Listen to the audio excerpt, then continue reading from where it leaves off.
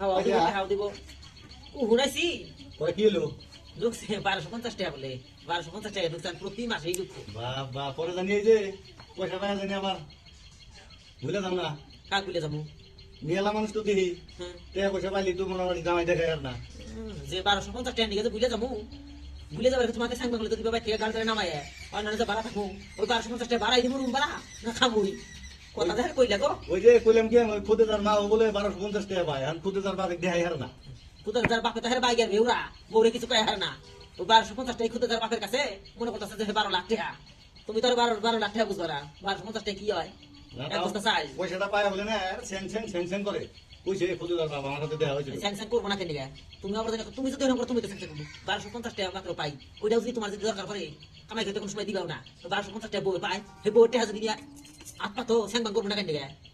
না তুমি সেটা আত্মা পাতে নিগে আমার দরকার নাই সংসারে তো খাটাবা খাটামো সংসারে কানের বানামো পিতের কানে কত কি করবা পিতের কানে পিতা থাকবো না কানের গুণে বানামো শোনা দানা করবো আউস করতে তুমি তো জীবন আউস করতে করাইলে না আমার সরকারের গতিকে যদি আউস করতে করা হারি এমনি না ঝগড়া করতে চাও তোমার কথা ধরনের ঝগড়া করতেছি সংসারে তো খাটাবা তাহলে তোমার হিসাবে আমি তেল মুছ নিয়ে আহি সংসারে টেহা দিয়া সংসারে খাটাইও কিছু সংসারে তো খাটামো কানের গুণে বিনবড়ে তো সংসারে থাকবো তো যাও